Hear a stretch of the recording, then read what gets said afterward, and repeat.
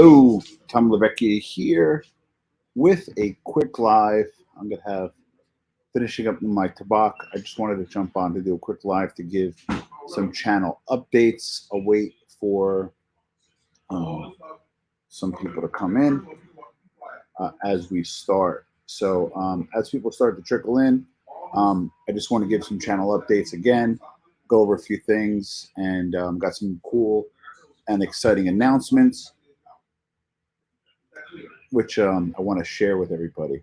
So the first is we're going to be doing a giveaway with Michael Francis. He is speaking Michael November 19th at resorts in New Jersey, Resorts Casino in New Jersey, November 19th. He's doing a talk, and in that talk, we're talk about his mob life, that kind of stuff. So it's on the East Coast. It's in Atlantic City. It's November 19th. We're going to be giving away 6 tickets to that event. So stay tuned for that. And then further to that, separate from giving the tickets away, we're going to be interviewing Michael. I think we're scheduled for Wednesday night. Kind of a quick interview. He's really busy. Kind of trying to nail him down to get on the schedule. We're going to do a quick, kind of a shorter interview, but nevertheless an important interview. I want to ask him again. You guys know I focus on the business end of the mob and the business end of things. So Michael will be on. Hey man, how are you, sir? $100 cigar. Now this is actually, I'm gonna drop a link if anybody wants to come on. Hey Magelio. So I'm smoking a Tabak, which is a coffee flavored cigar. It's my admittedly third cigar of the day. My second Tabak. I like it as a kind of second cigar to finish out the night. I figured to have one more cigar, and I also figured that I would announce the Michael Francis giveaway. So November 19th, Resorts Casino in Atlantic City. Again, we're going to give away 3 pairs of tickets. I think I have the link I can drop. Hold on. I can drop everybody. And then what we're going to be doing is there's a form that you have to fill out. And after filling it out, let me see. There's Christine. I'll drop it after. I'll drop it on the community. So we're going to be giving away 3 pairs of tickets. So a total of 6 tickets to Mike's show. There is a meet and greet option you can do. You can spend a little bit more. He'll sign a book. You can meet Michael. If somebody opts in and says, hey, you know what? I only need 1 ticket. I'm going solo. That'll free up a ticket. But the plan is, and we have allocated 3 pairs of tickets to Michael Francis's event. With that said, I will be down there as well. If it makes sense, maybe we meet up for a cigar while we're down there. I never met Michael in person, so that'll be pretty cool to meet him in person. So we're going to be interviewing Michael. We're scheduled to do it Wednesday. So stay tuned for that. That will go live. That's kind of like we'll be announcing the giveaway after the interview. And if you check out my community, actually it's on my community already, the giveaway link where all you have to do is give your first name, last name, and email. You don't have to give any additional information. And then by giving that information, if you win, you'll be emailed, you'll be contacted via email. Here we go. You'll be contacted via email. And let me drop the link for you guys. And let me just drop it. Okay, that's a link right there. So if you win, you'll get emailed, and then you just pick up the tickets that we'll call. We don't need to know like your full information. Get first name, last name, an email that we can access you, get you access to, and then your tickets will be available at roll call. So it's pretty cool to see Mike. I know it's in New Jersey. I know a lot of people are overseas. A lot of people are outside of New Jersey, but there is an airport in New Jersey, Atlantic City. So some people, who knows, maybe they want to fly in. I don't know, but is in New Jersey, November 19th at Resorts Casino, and then Michael will be speaking there. I'm really excited about it because I haven't met him in person, and I haven't interviewed Mike in 5 years. So That's scheduled for that. Stay tuned for that. The Rena Junior interview, that's being edited as we speak. So stay tuned for that. That I'm hoping, God willing, will be available early next week. I'll probably do a premiere around that. It is the first time that Salvo Rina, who is the son of Toto Rina, who is arguably the most powerful mob boss in history, speaks out. And it's kind of a introduction interview to kind of introduce himself to the U.S. market.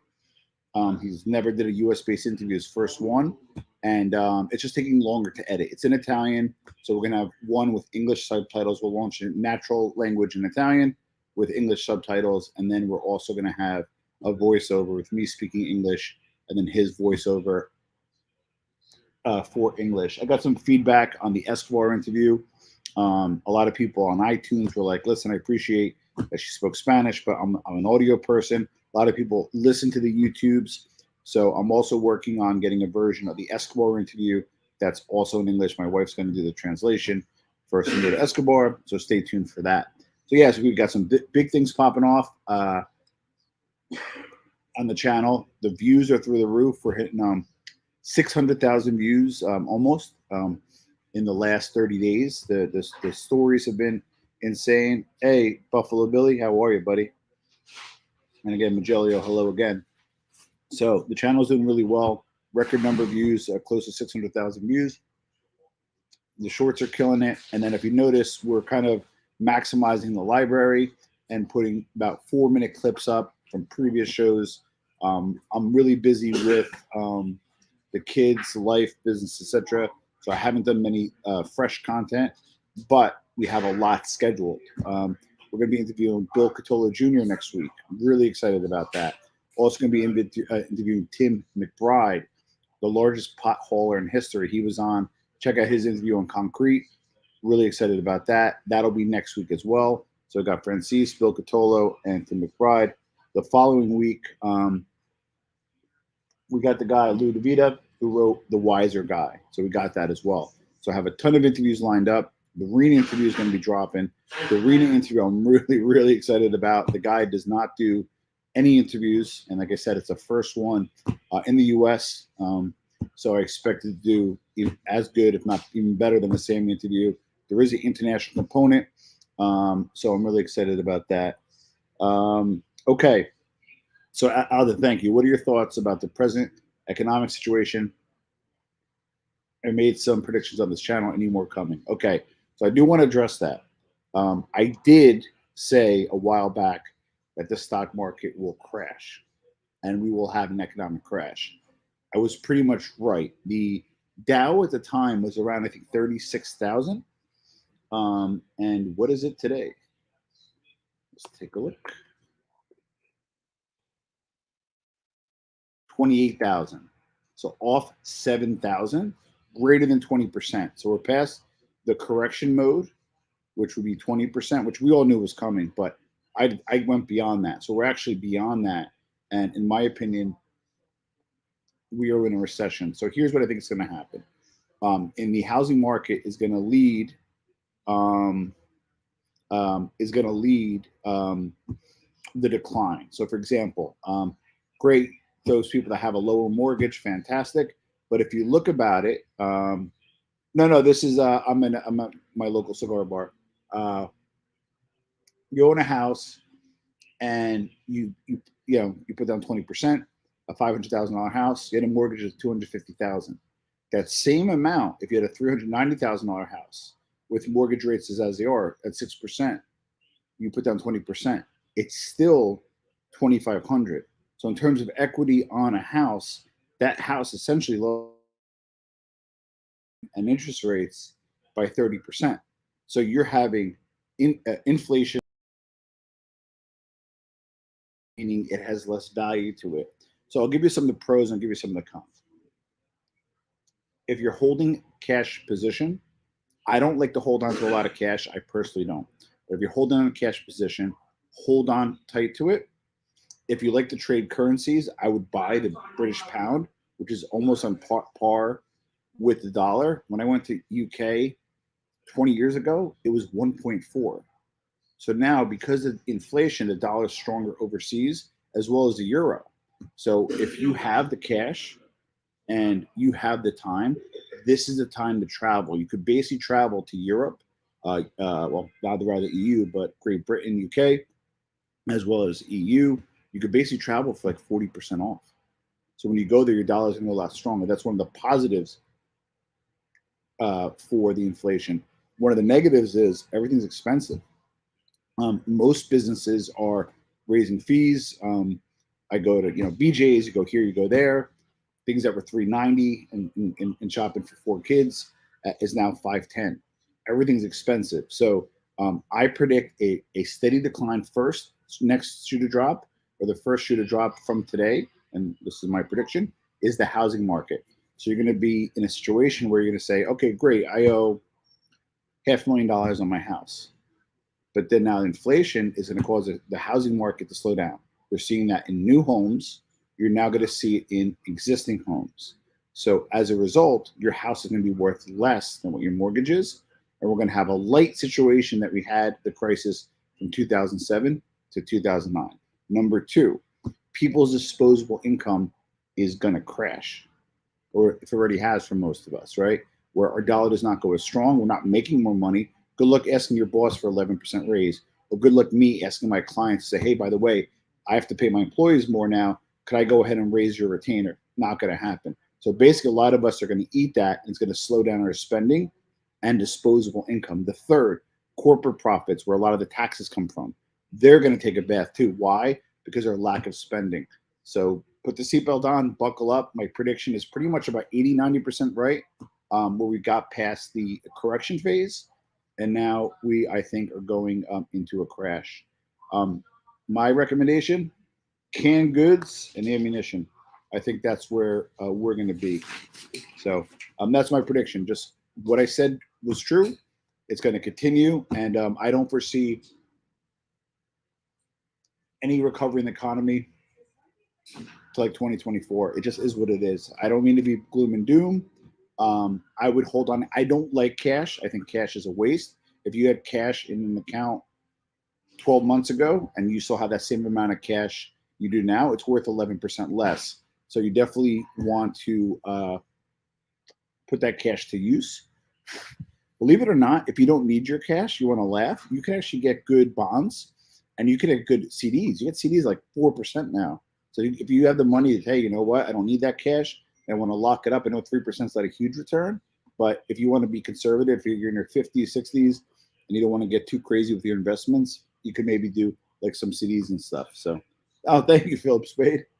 I need to do more of these. Yeah, I would love to do more lives. The reason why I'm doing it here because I'm having a cigar. I figure I was just messing around. I figure we'd jump on a little bit and chat with you guys. I'll try to do more if I can. And yeah, this is I'm at a cigar bar. With a situation where the moguls and high-level trades begin jumping from skyscrapers like the 30s.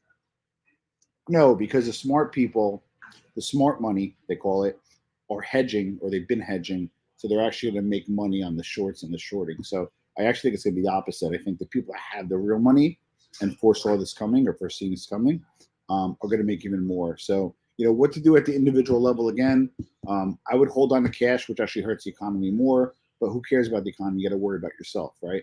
Number two, at your job, it's actually a hot job market. That's where there's a little bit of a dichotomy because the employment rate's really low. So you can probably look at how your job is doing relative to the market, see how well you're doing. It might be a good time to find another job, or maybe do a stalking horse. Maybe look for another job that will offer you a lot more money. Go back to your employer, say, listen, I would love to stay, but I'm offered 20 grand more. So this is a great position for you to get a better job. If you're a business owner, a lot of people are, like, again, looking to make more money because they're getting killed. Like me, for myself, in marketing, it's actually a good time to be in marketing because people need more business than ever. So I just think it's a good time in that sense. Whether it's a bad market or a good market, I always try to find a way to make some money in it. My strategy changes in every market, and right now, I'm just not placing as many bets as I am because I'm kind of staying on the sidelines to see what will happen. I predicted a while back, if you remember, when gas was negative $37 a barrel. I predicted 200 a barrel, which is a little aggressive. I think it got to 100. I put about 10 grand in Exxon. It's now worth 50. So that's kind of where I'm at on that. I generally don't like to give individual picks because if they don't, I'm not a financial advisor, but that's what I did. And I like that. At this point, would I short the market as a whole at 28,000? How much more can it go down? I think it's going to hit resistance around 25, stop, and then it's going to go back up. But in terms of economic recovery, nowhere near it. We're going to continue to see more of an economic decline, and then take it from there. A stalking horse. It's when you have something going on and you have it on the side and you use it to leverage your current situation. I appreciate the money talk, but if you get a chance, tell us more about Tilted in the Sun. Okay. So I actually got approval from Luxury Drop. If my kids will behave, I'll try to do it tonight. I was going to do a show on Totorina because I want to set it up for you. But what I'll do is I'll give you a mini kind of synopsis. So he was born in Corleone, Sicily, and his father died because there was they found unexploded bomb, and the father wanted to like take it apart and sell it for the metal, that kind of stuff. He blew up, and his brother Francesco blown up. A little known fact: I actually had an uncle who passed in Italy who used to detonate the landmines. He did it the wrong way. He died. His name is also Francesco, so kind of hit home for me. So he lost his father and he lost his one brother very early. His other brother Giovanni, who went into the life, which I'll talk about in a little bit. I'm sorry, his brother Giovanni, Totorina's brother, survived, and obviously Totorina was later born. He was very young. I think he was 7 years old when it happened. So Totorina was the protege of Luciano Leggio. Okay, Luciano Leggio is like the real deal guy. He wanted to. It's like the all-star team. We have Luciano Leggio, Totorina, Bernardo Provenzano, and Leoluco Bagatella. You're talking like Kobe Bryant, Michael Jordan, Magic Johnson, and Larry Bird on the same team. So there was a gentleman by the name of Miguel Nevado. And Miguel Nevado was actually a doctor in Corleone and represented kind of like the old line mafia, kind of like the Mustache Pete's. They conspired to kill him. They took over. Leggio ruled until the 70s. He went away for life. Now, Luciano Leggio was still kind of pulling the strings behind the scenes. So Totorina, Provenzano, and Leoluco Bagatella took over. It's believed that although Leggio was pulling the strings,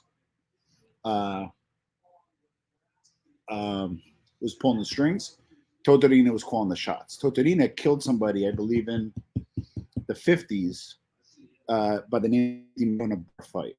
He went away for about 10 years. When he got out, he did a whole bunch of other stuff. So around 1970, he just disappeared. He was basically like Matteo Massimo Dinero, and basically went on the run for 23 years.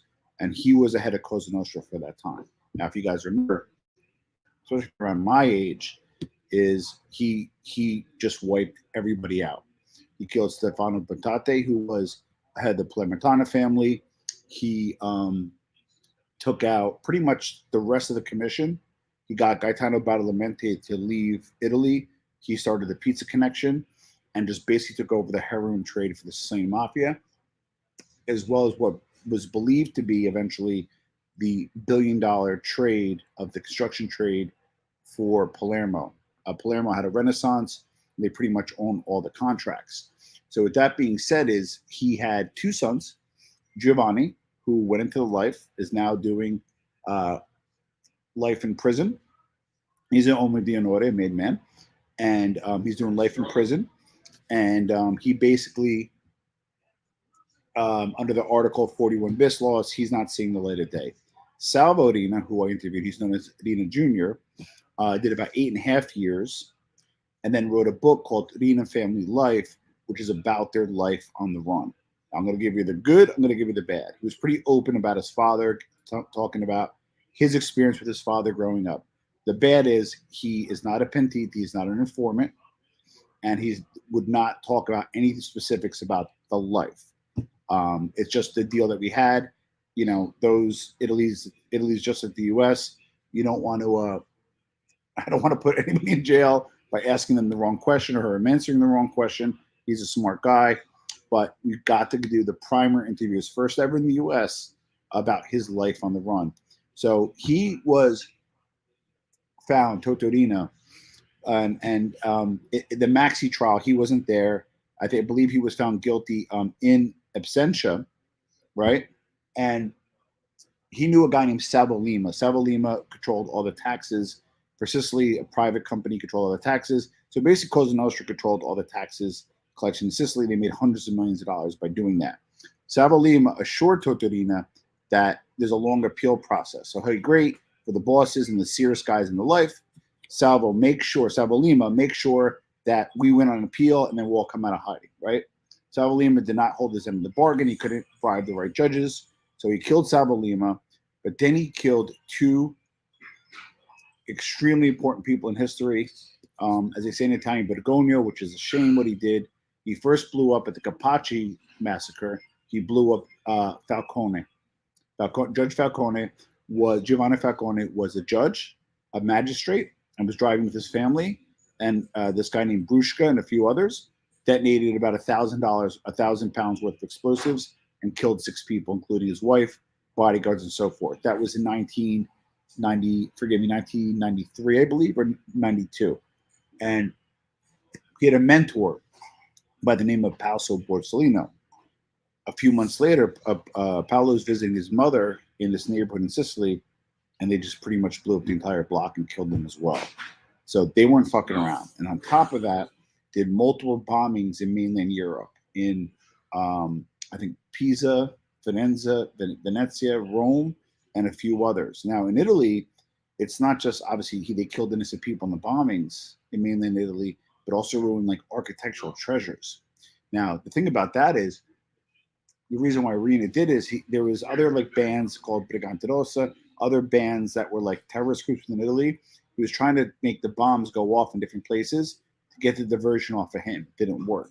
So they went after him even harder. And at that point, that's when they started losing the adoration, not the adoration, but the fear of the people. Like, enough is enough already. You now killed these 2 important judges. After the judges were killed, the way he got caught was they jammed up a businessman who was prominent, but also was his driver. And this is allegedly, they believe, what happened.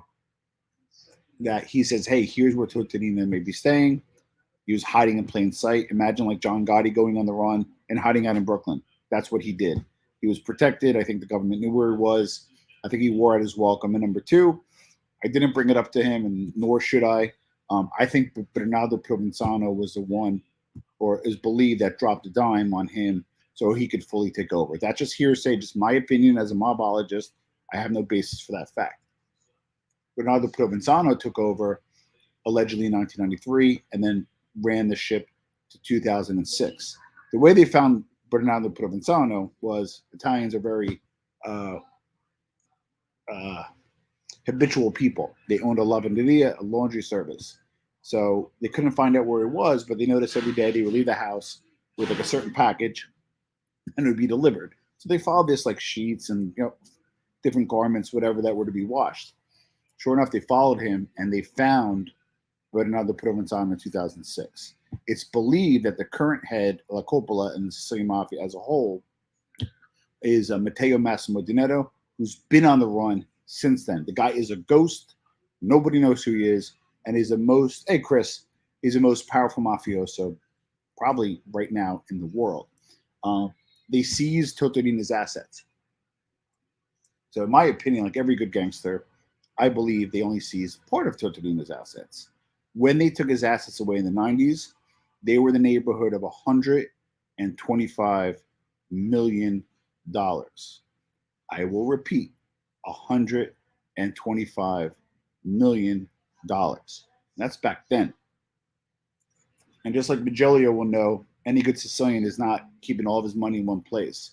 So they seized his money multiple times and was in the neighborhood of 100 million. They also seized the money of Matteo Massimo Dinero a few times as well. And each time they did it, it was north of $1 billion. Yes, $1 billion. That's what I mean. The Sicilian Mafia, respectfully, is very powerful. And Draga is a whole nother story.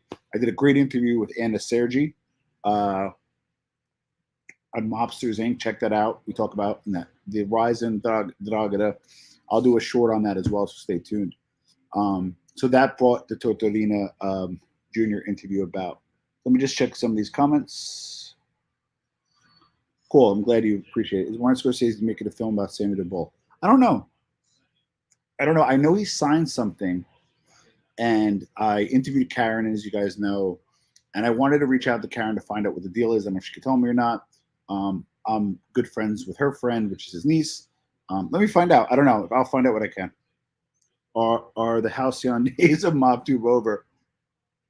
I don't know. To be honest, Phil, I as you guys know, I kind of went a different direction, focused just on content. I had another child. I have another child number two. I have two older ones, just turned 13 and 10. And the truth of the matter is, I'm just busy, so I'm just focusing on the content, and it's starting to pay off. If yes, how and what caused MobTube to fall apart? In my opinion, what I think, I don't say fall apart, but what didn't make it get off the ground was a lot of the fighting between creators. Also, could MobTube take it a better direction? Make sure, yes. So that's it. Was it doomed for obscurity? Again, I don't think it ever took off, but if it was done correctly from the beginning and people collaborated, if anybody who watched me from the beginning, I said this: whenever you fight, you keep splitting audiences, and when you keep splitting audiences, you divide the audiences. You might have a good core group, and they may stick with you, and that's great. There's nothing wrong with that, especially if you like super chats and all that kind of stuff. But what happens is you can't scale because you created a divide. So this divide has been created. It's not a big universe to begin with. Larry McShane called me once. We were talking because he did a coverage on the mob genre, the mob tube, not mob tube, but the mob genre. And he was a marketer, and he brought up Sammy, Michael, the Johnny and Gene show, and then NBA and Buttman. And he asked me as a marketer, what do I think the max cap is? What do I think for a guy like myself? What's the most amount of subs I can get before kind of being saturated? Let's say Sammy now has 500,000 some subs. I realized that I could probably get up to 50,000 before saturation. So believe it or not, it's not that big of a market, and that's not big for YouTube. So eventually, as you see, I'm trying to branch out and do other stuff covering, organized crime overseas and other areas. As you guys know, I do some business topics. So I think that it was never a big market to begin with. And I think the creator infighting is what not make it doomed. It just never really got off the ground, in just my opinion. So hopefully, the whole lot, the whole lot. It just wasn't just one person. That blame pizza could be shared by a whole bunch of people. And I'm not going to talk about other creators. As you guys know, I don't do that. The bomb under the bridge. Yes, kind of was like a bridge. I don't think it was an actual bridge. I think it was like an overpass, which, if I remember, because I remember driving in Sicily because I went to go see it. I pulled over, and I remember it being kind of like a little bit of an overpass, but not where cars go under, if that makes sense. But yeah, that's where he passed, and then they actually went to the neighborhood where Pella's mother lived. It was fucking crazy, to be honest with you. Al is one of the nicest guys. Al is one of the nicest guys you want to meet. I'm not sure which Al you're referring to. Cool. He's very different when he drinks. Who, me? I know he's. Oh, that's Al Coffee Al. Yeah, I don't know him very well. Never got to know him. Chris, we have to get together for a stick. As you know, I have a lot of restrictions. For your wife, you're welcome to come over. You got to meet Baby Thomas. He's now 4 months, and he's a beautiful baby boy. No, I'm not a lawyer. I'm an entrepreneur and a fledgling podcaster. I had the same problem with Carlos. But no, Carlos is a good guy. I'm not going to talk bad about anybody, but what I'd like to say is I would like to plug Carlos and the No Fly Zone guys. I like him a lot. Nice to meet you. Pleasure to meet you as well, Vincent. Beautiful. Hopefully that's your daughter. God bless. My man, what are you smoking? I'm smoking a Tabak from Drew Estates. I smoke it 2 times. When I want to feel less of a degenerate, I think Crystal would probably appreciate this. If it's during the day, like before 2, so it's a coffee flavored infused cigar, not flavored, infused. And then when I have a regular stick that I like, I had a creme brulee from Steve Saka, who used to be at Drew Estates, now started his own firm. I also interviewed Steve on the channel. Please check that out as well. Out of 400 interviews I did in my life, is one of my favorites. The best thing he said is, and I'm taking his advice, is I want to punch up. I don't want to punch down. So when anybody from beneath you, comes at you, leave them alone. Punch up. Go after the bigger people, competitors, whatever that is. So that was one of my favorite interviews. He was at Drew Estates before. He kind of established a line. Then he started his own firm. I think Dunbarton Cigars. Great cigars. Bet, I'm glad you're okay in Florida. My heart goes out to you and all the Floridians. And hopefully you guys are okay. Do you think Cosa Nostra system was smarter in America by hitting judge and politicians? The short answer is no, because they were making billions of dollars back then, and the mainland government was not looking a blind eye, but they weren't putting much pressure as they could have and should have. The Maxi trial already passed in the 80s. They put away, 475 mobsters were tried. I think 330 something were convicted. The sentences were not as crazy as they thought. If you really examine the case, if you really read the case files. So I think the fact that they killed those 2 judges is enough was enough. Made them go into hiding, hurt their business, or hurt their earn, so hurt the Sicilian mafia. So the U.S. I think was smart by not going after any judges or any high-profile people here. Commission in the U.S. did vote from 3-2, not to kill Giuliani. I think Gotti voted yes, allegedly. This is allegedly. And Persico said yes, allegedly. But the other 3, Chin, forgive me, Chin, who'd be Bonanno. Was that Messina or was it Rastelli? Anyway, as I understand, it was 3-2 in favor of not killing Giuliani. So the U.S. Cosa Nostra made the right move by not killing judges, but the U.S. Cosa Nostra made a million other wrong moves. But I think the Sicilians did a wrong move by killing those judges. Is that legal to smoke? Is that illegal to smoke? Yeah. That is illegal to smoke. Yeah, I mean, this is just a regular cigar. No funny green in it. I'd like to see more Ronald Messi Marvin Moore. Not sure that it is, Phil. Okay. No bother. Stay as long as you want, but I'm going to be on for a little bit more, just hanging out. Love the channel, man. Thank you, We the News TV. I really appreciate it. Shout out to George in the UK. He's the one doing the shorts. He's the one doing the 4-minute videos.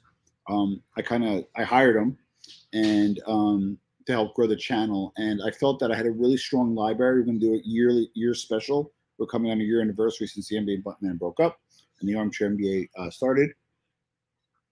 And I realized we had a really strong library that we weren't tapping into. I'm going to bet that many of you saw some of the shorts. You realize, oh, I didn't know Tom did that interview. So watch that short, and then if you have an appetite for it, watch the full interview, and that's really helping views and really helping the channel. Ciao, Mimo. You had the right idea, but no one listened. Yeah, I try. There he is. Hey, hope you're well, man. I haven't chatted with you in the chats for a while, Fist. Hopefully you're doing well. The lack of credibility. I think so. I think 2 things happened. I think the first is there were some people that miss or overrepresented who they were. So maybe they were quote unquote exposed. You kind of lose faith in them a little bit. And then number 2 is in marketing, we call it the know, like, and trust factor. And you need to be like an authority before you do something. So just in case if I say I'm a duck doesn't mean I'm a duck, right? So like in terms of having authority, at least for myself, is I've read over 100 books. I've interviewed multiple people. I've done about 300 some odd interviews prior to the NBA Buttman. So I've kind of like paid my dues. So for myself, credibility is important. So if I know something, I report on it. But if not, that's why I have guests. I always try to hear from the horse's mouth. Greetings, awesome person. I love it. Hey, Johnny, I'm gonna drop a link, Johnny, if you want to jump on. I do want to give a shout out to Johnny Mack. I know that he kind of gets embroiled in a lot of the stuff. I'm gonna give you my thoughts on my support and why I support certain people. One, if I have a good relationship directly with them and they did nothing to me, um, I don't beat them up for that, and I don't distance myself. And number two, if they are fighting and they're battling people, I don't get involved. And so like for example, Johnny Mack, I know he's some issues with some people that I like, but that's his issue. But Johnny Mack has always been good to me, and I've always kept a good rapport with him, and I support his channel. There's some people that he doesn't like that I'm friends with, but he respects me for that, just like I respect him for not liking certain other people. But Johnny, yeah, I hope you're doing great, brother. Will content from Luciano John Flash revitalized genre have interest? I actually think it's growing. Every 5 years or so, there's always like some new mafia movie or some new gangster movie. The Irishman kind of did okay, but it wasn't enough to spark it. But I do think Ruggiano is holding it down. I actually appeared on the show. Check out that interview. Tommy Flash, I like. I like the glasses. I like the get up. I like the stereotypical gangsters. I don't know. I do. I don't know much about Tommy Flash. I believe he's an associate with the Gambinos. Definitely did some work. And Mikey Scars, yes, I love his show. Him and RJ are doing some great stuff. Reminds me of the NBA Button Man. So I do think it's gonna revitalize it. Ciao, Johnny. Buonasera. Hope you're having a great evening in chat as well. Thank you so much. Devil Salerno, how are you? That's cool. You guys saying hi to each other. Appreciate it. I'm not Italian. I'm Ecuadorian. Ecuador papi. Mi sposa è ecuadoriana. My wife is from Ecuador, from Ibarra, and I consume a lot more rice than I would like to admit, because she does most of the cooking and she controls what we eat. You mean NYC got nice Italian people? Because yeah, I think the population in New York City that's Italian born or Italian descent is a neighborhood of like 600,000 people, and yeah, large Italian population, one of the largest in the U.S., but not in the world. Argentina has a lot of Italians. Uruguay, a lot of percentage of Italians, 40% are Italian descent, and then just Sao Paulo, Brazil has over 1 million Italians alone of Italian descent. Did you ever help you up guys by giving them an opportunity to legally earn by drop shipping?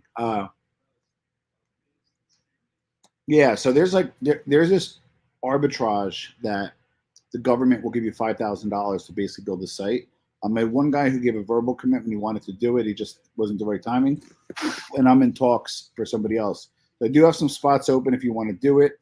There is an investment, but the way it works is there's a loophole from the government that'll give you $5,000 towards your site, not a deduction, but a credit, and actually is cash back. So reach me at Tom New Theory. I'd love to help you out. That program did not get off as much as I would thought, but I'm still here. We still service people that are interested in doing it, and there's a great tax credit to do it. Magello, I should talk to you about that as well. You get 5K back from the government. You get into road rage and follow guys a lot. He comes walking towards you, young threats, and it's Charlie, do you run screaming or start swinging? I studied up to brown belt in karate, and rule number one is if you can run, run. That was my sensei, 7th degree black belt, said. So no matter who it is, I'm not a fighter. I'm not going to fight somebody. I have too much to lose. But if I'm in a situation where I have to protect myself, I really will. Uscosa has been strong in the 60s, 60s, 70s. Yeah, I agree. I think Italy, Cosa Nostra to this day is still strong. They're taking the backseat to Andragada, and the Comoros coming around too, because they're getting more involved with the drug trade, not just in that area, but with the cartels. And in my opinion, and I got a little shit from this from Anna Sergi, I called it a super cartel. The Italians, the Mexicans, and the Colombians. She disagreed respectfully, but I thought that yeah, the year did fly. Johnny Mac comes on, I riot. Looking forward to your upcoming videos. Yeah, Benny. So I don't know if you jumped on. We're going to be doing Bill Catola next week. Mike Francis, a short one. For those that came on, we're doing a giveaway for those people in the New Jersey area. We're doing a giveaway for 6 tickets. I'll announce that next week. Italy's new prime minister. Oof. I have my opinions on her. I know Fistful of Trump probably has been watching her videos. Italy's a very complicated country politically. It had about 50 governments, 50 different governments in the last 50 years. Like, it's that crazy.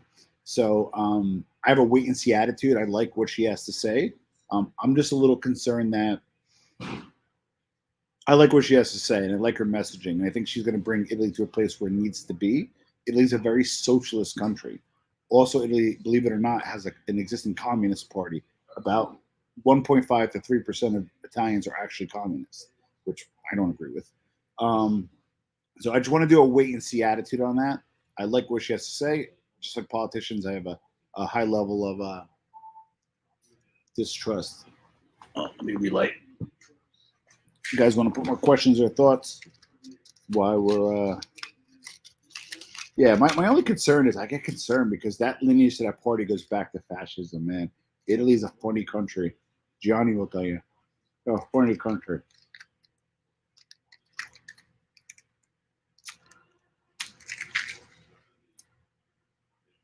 Sorry, I tend to. You can tell a cigar is good when you relight it. That actually tastes better sometimes.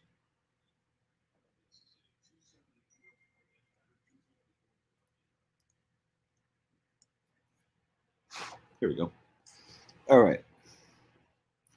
Used to be a lot of Sicilians in Canada too. Absolutely. Still a family of Montreal, 100%. Super cartel interesting. Yeah, I want to do an episode on that. Reservoir, I haven't seen you in a minute, man. How are you, sir? Yeah, see what she does. I want to wait and see attitude. You run your YouTube and authority to shut off any mob tuber show permanently. Anyone you're shutting down. Oh,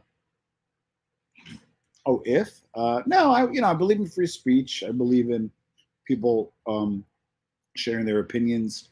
I just think it gets crazy when it gets to. I have three rules, three things I don't accept: slander, threats, and family. That's just my personal belief. She definitely has some great viewpoints. I'll say that. I get worried about the social media environment. I'll give an example. I put 4-minute clips up. They do better than the actual hour-long videos. People just don't have time. They don't have the patience, whatever that is, right?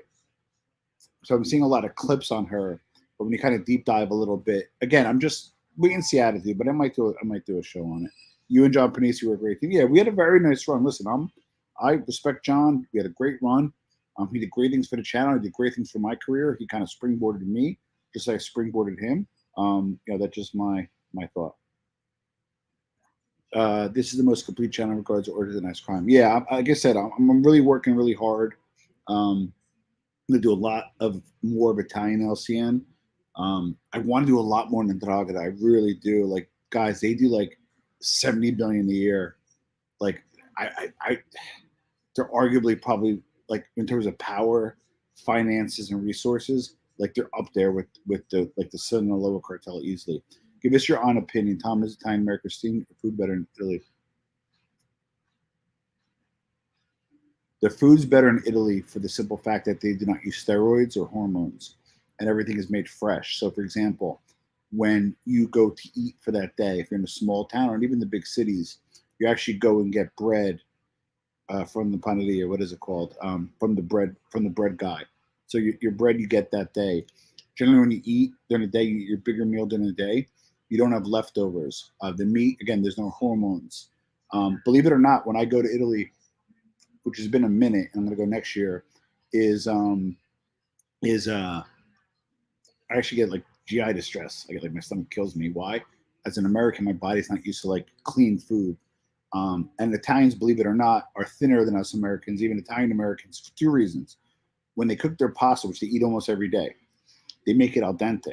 When it makes it al dente, it makes it easier to digest and pass through. And number two, culturally, even when they take a nap, they do a passeggiata to go for a walk. Where in America, we eat, and then what do? We sit on our ass, go back to work. Can you do more? Yeah, I can. Vinny, I actually owe him a phone call. We're going to start collaborating again, so stay tuned. I think she should work out better over here. Well, I mean, she does represent, right-wing beliefs. And again, I think that what she's saying is a good message. You know, I just don't conflate that messaging. I got to see action, and we'll see. Yeah, man. I think it's gonna. Yeah, this is the fast food nation. Hormones in our food, antibiotics in our food. It's just not good.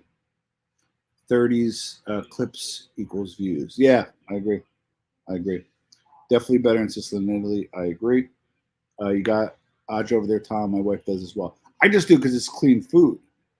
You know what I mean? Like it's like my body's not used to it. Even I don't eat as well as I should. I eat way too much pizza. 'Cause I love pizza. I think the pizza is better there. Just my opinion. I like Napolitana. I like the margherita. They put like they don't have pepperoni there. They don't even have it. It's not. If you ask for pepperoni, you actually get a pepper. So they don't even know. You know. So I just like the pizza there. Just my opinion. Got a phone call earlier, Johnny Sideburns. Yeah, that's pretty funny. Mayo's another one. I mean, the guy's been out there. He kind of took over or was in power when El Chapo got arrested, and the guy to this day, they don't even know who he is. Kind of like Matteo Massimo Dinetto. Um,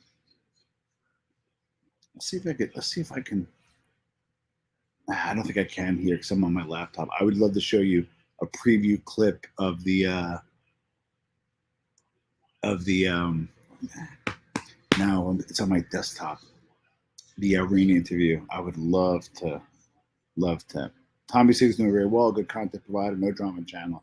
I support. It's another creator that I support. Tommy Stiggs. He's not too far from me. He's in the Nutley area, and if someone wants to jump in, I'm going to stand for another 5 minutes. If you want to say hello, Tommy Stiggs is a great content creator. Doesn't get involved with the drama. Stays neutral. I kind of consider myself along that lines now. I know I got mixed up earlier on. My mistake. You live and learn. Life got in the way, which is a good thing. I had my beautiful son, so I have a lot of restrictions in terms of time. Um, but it kind of was a mixed blessing because it got me to focus on the channel. Like when you don't have a lot of time, but you still want to grow your channel, you just work efficiently just to kind of get that going. Tabak, I love them. Great price smoke. Yeah, I mean, I smoked the smaller one. It's like $7, $8. Um, so I'll get out of here for $30 for 3 sticks. People have this thing that I smoke really expensive cigars. Like, I don't know if it's to roast me or they think I'm like fucking some hoity-toity motherfucker. It is the farthest from the truth. I look for economic cigars. You want a really nice $9 to $10 cigar? The Umba God by Steve Saka. But no, the best $9 cigar you can smoke. Stiggs is a good guy. Great channel. Yeah, give him a sub. Check him out if you haven't as well. Huge NYC crime spot. Yeah. NYC crime spot I like a lot. Haven't been in touch with him to collaborate. Would love to. I would love to collaborate with Mooney Dashcam. I like his show a lot too. Yeah, she drives down to some locations. I was thinking of doing an episode on the old DeKalb haunts in Elizabeth, New Jersey, where I kind of grew up, and it's a lot. You got to like fucking camera guy and editing and that kind of stuff. I'm more of a live to tape kind of guy. I like to get content out there. I do have an editor in the hook now. It's getting expensive to run the channel. I don't want to, so I'm looking for sponsors to help subsidize some of this. So stay tuned. We're going to talk with some people there. And smoking, I'm smoking gelato runs as well as Skittles in addition to cereal cake. It's actually pretty funny. Yeah, Mooney Dashcam puts on a really nice show. Yeah, I mean, listen, we tend to kind of talk about like some of the people that are on here that people don't like. I tend to be positive and focus on the ones that I do. The Mikey Scar show again is a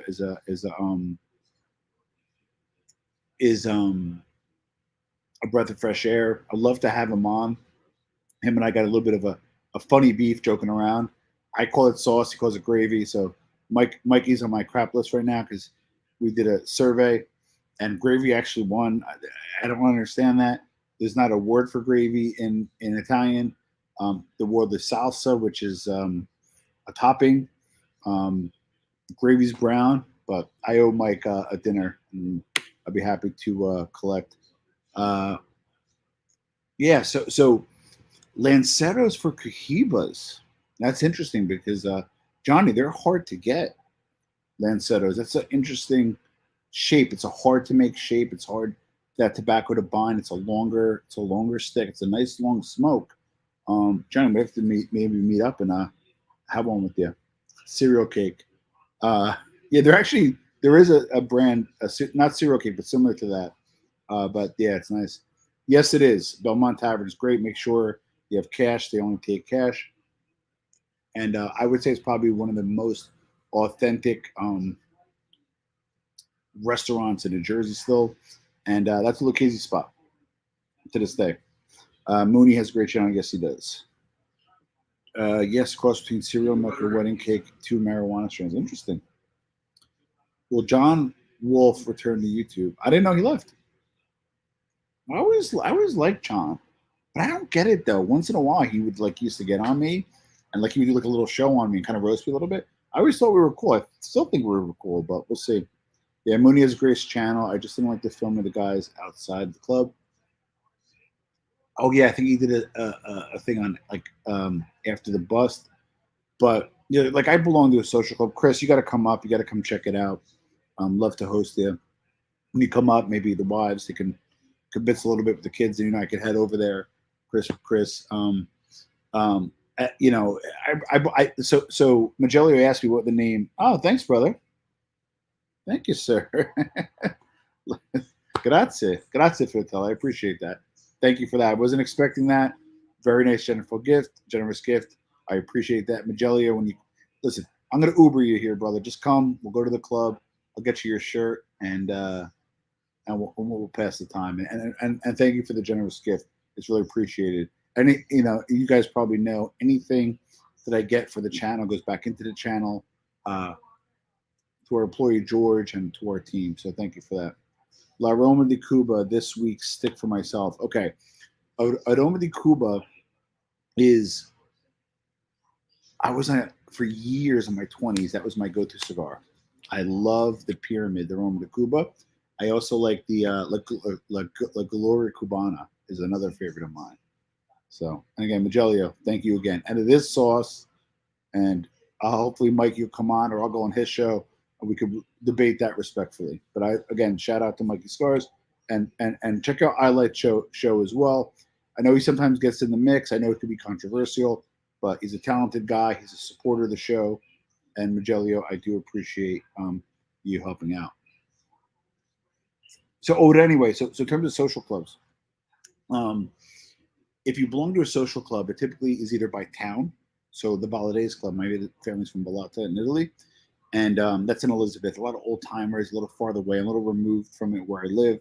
So I joined like an Italian American club, which has people from my town, but all other towns. You got Calabrese, you got Abruzzese, Siciliano, you got everybody to it, and it's a lot different. You know what I mean? It's a lot different than it was. It doesn't open until 7, which is crazy. So Chris, when you come, they do not open until 7 o'clock. They got a great bocce ball court in the back. And I should do a live stream there. I did one night briefly, but I should probably do another.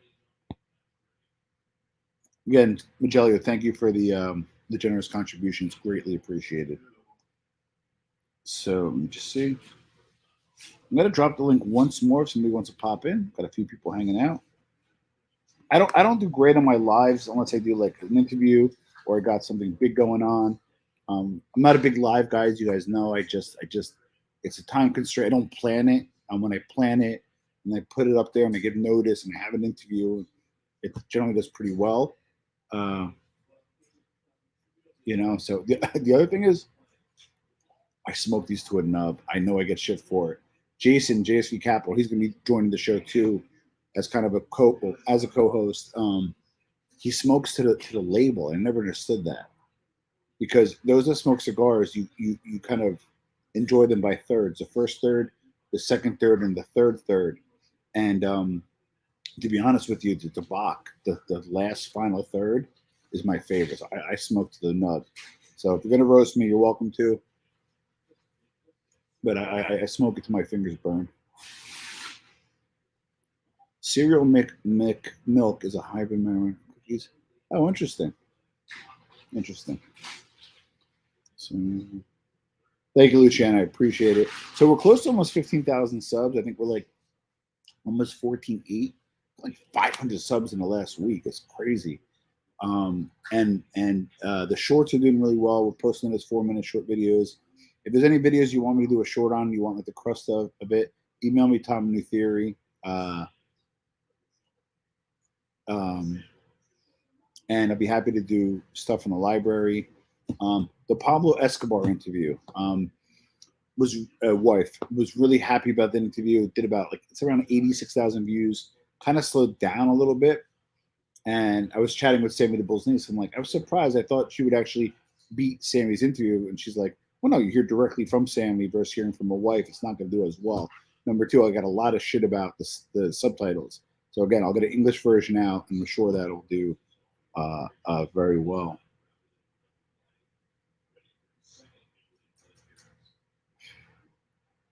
Yeah, so that's the other thing too. I don't talk about the show at the club. I might do like a stream, but I won't talk about mob content because there's frankly there's two types of people in the Italian American community, as many of you guys know. The people that just don't like this stuff, they just don't like it, right? And they don't want to talk about it, so they don't want you talking about it. And then number two, there's people that may be involved peripherally. There's not something you really want to bring up. 95% social clubs, the only thing that protected is a phone.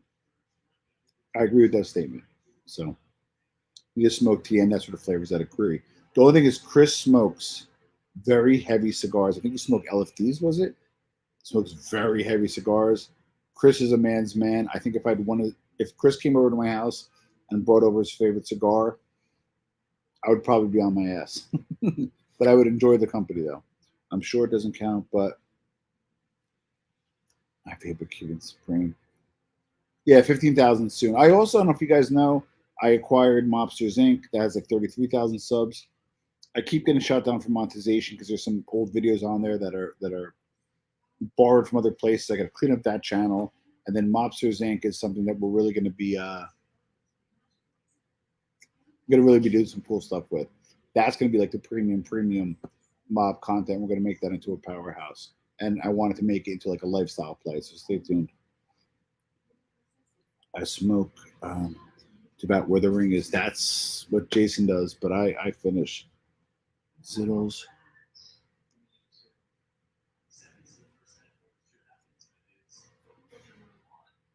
Yeah, I don't smoke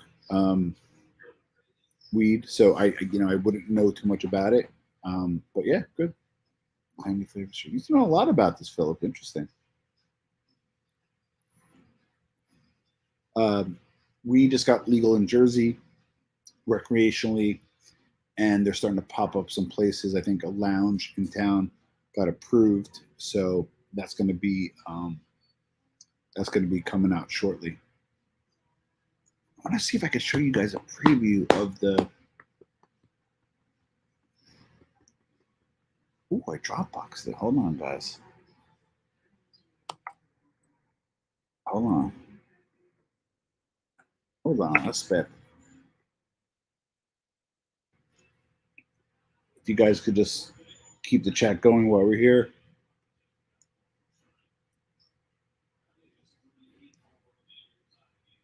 Rena. Hold on. Oh, shit. Oh, shit. Oh, shit. Okay. Hold on, guys. Let me try this. Okay.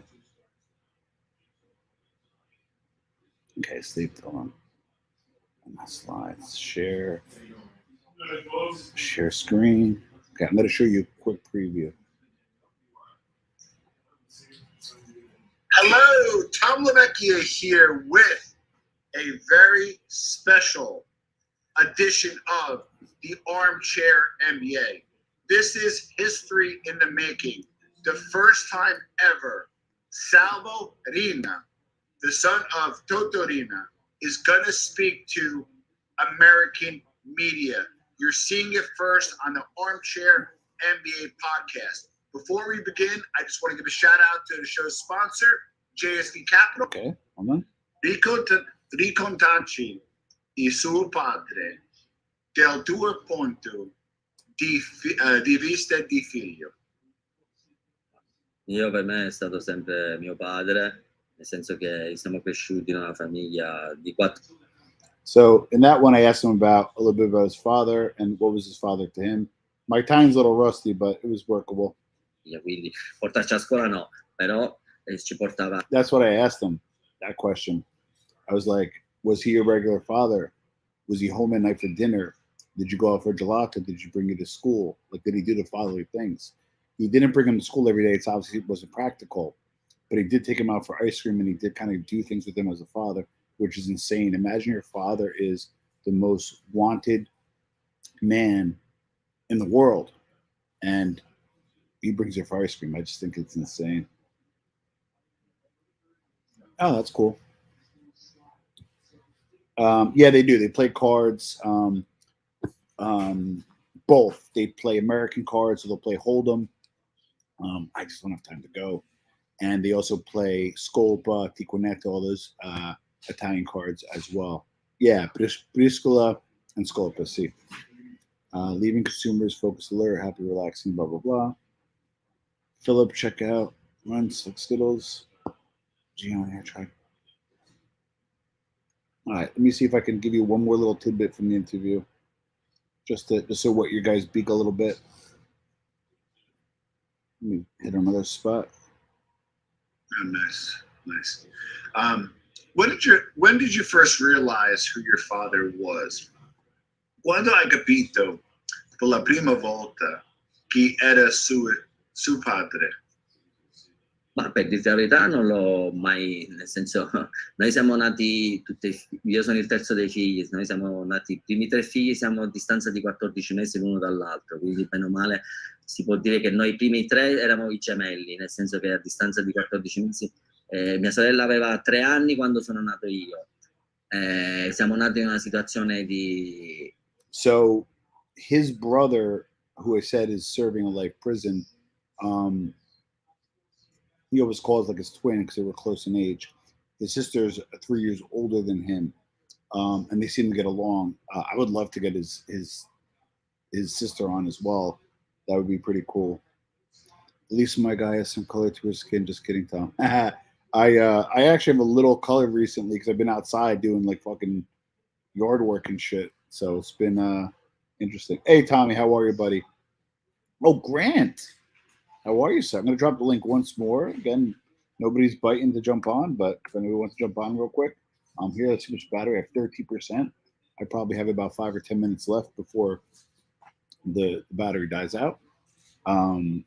We have Briscola and Scopa game every Sunday. Would love to check it out. Yes, this is Grant Calder. How are you, brother? Brother Grant, good man, a good guy. Welcome, my friend. Um, so, like you saw, like that was raw footage. The reason why it's taking a while is because I had to ask the question in English, and then ask it in Italian. The reason being, we're doing 2 versions, right? So the English portion he's not even paying attention to, and then I ask in Italian. So the editor has to edit out my Italian part, and then for his part, it was easier to get a translator to do the translation. So what he has to do is he has to edit out my English parts, the Italian parts, and then match them with his Italian answer, and then put the English subtitles in. That's why it's taking a little bit of time. And then separately, we're going to be doing an English version with my English questions, and my translator is going to do an English voiceover. You don't want to hear my voice twice. That's why I'm not doing the translation. But I'm hoping it drops early next week. I'm the worst. I just like to get it out. I hate holding on to content. So the second I get it, I'm gonna probably drop it that day, man. I cannot wait. Yeah, brother. I am at our cigar spot, Barrister Cigars in Union, New Jersey. Tommy and I have enjoyed cigars here in the past. So waiting for Magellia to show up. I'm not holding my breath. I know he doesn't like cigars, but I'm gonna get him to have one, and he's gonna thank me for it. Magellia, you're gonna thank me for it, brother. I'm glad you're well, Grant. Grant's good people, absolutely. Yeah, he speaks. Salvo speaks in a very strong Sicilian accent. He does speak, proper Italian in the interview, but he does have a strong Sicilian accent. And I just was fascinated by him sharing him sharing his view. Let's do another little part before the battery dies. I think it's actually going to do better in Europe than I do in the US because a lot of Si people può want to know dire about him. di emergenza, si può dire di latitanza, come la vuoi chiamare, in una situazione molto particolare, non normale per dei figli o dei bambini. Quindi a noi non ci hanno detto mai niente, abbiamo capito sempre tutte cose noi, non so, è difficile da spiegare, da poter far capire alle persone. Noi siamo nati in una situazione particolare, ma eravamo già impegnati in questa situazione. È come se una cosa che anche noi siamo nati in una situazione e non c'era bisogno che nessuno ci spiegava nulla. So he kind of saying that like they were just born as like a regular family from his standpoint. His father to him was a regular guy. And then Johnny, this was really interesting. They didn't grow up in Corleone. Because remember, he was on the run from 1970 to 1993, and he really couldn't go back to Corleone. So when he grew up, he basically grew up in Palermo. So now afterwards, when he got arrested in '93, his mother went to back to Corleone. His mother's name is Antoinette Bagatella. If people were watching earlier, I talked about Leoluca Bagatella. Bagatella is another prominent mafioso family in Corleone. So like he basically was like if the Gambinos and the Profacis had a kid, like he comes from that lineage. I can't really talk about it too much, not because I'm like scared to, but like Salvo did do 8.5 years. You know, you can look all that up. He's known as Reno Jr. You could Google all that stuff yourself. I don't want to get into that part of it, but what I do want to get into, just fascinated with him as a father. He was at dinner every night. I asked him, "What did you talk about at dinner? What did you like? Was he again? Did he like not that he played football, catch with you? Did he play soccer with you? Did you go to church with him? Did you do certain things?" So it's a fucking fascinating interview. There's going to be a second part, and the second part we're going to deep dive in the book. The book's currently being translated in English. It's not available in English yet. And then when it does, it's going to do to support his U.S. launch, which is going to be insane. I mean, it's the guy that called him the Beast. I mean, he killed. I mean, I just finished Escobar's son's book, and Escobar's son talks about how his father Pablo revered Totorina and got the idea of the bombings from him. And I don't know if I could pull this off, but I'd love to get Pablo Escobar Jr. and Rena's Jr. to share a screen. Like my head would detach from my body. But it's something I would love to do. So thanks, Greg. Yeah, the family's doing well, thank God. Rena's calling an SAC. He does resemble him, yes. He's Rena Jr. Yeah, it's funny for the Europeans.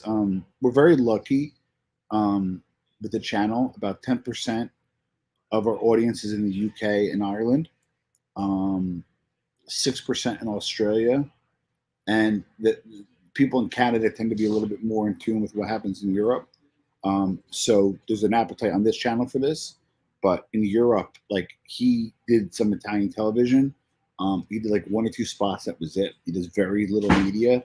And in Italy, believe it or not, I mean, obviously, like it's a different ball game in Italy, so all this stuff that happened. But his book was well received in terms of being sold, but the media was very harsh on him. So it'll be interesting to see if I get any blowback as a podcaster for doing it. Yeah. Yeah, he was the beast.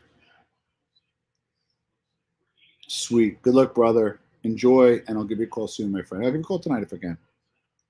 Yeah, looking forward to this. Yes, I'm going to drop in both languages here. The Italian version with English subtitles is going to be out of the gate first. I'm really big on natural voice.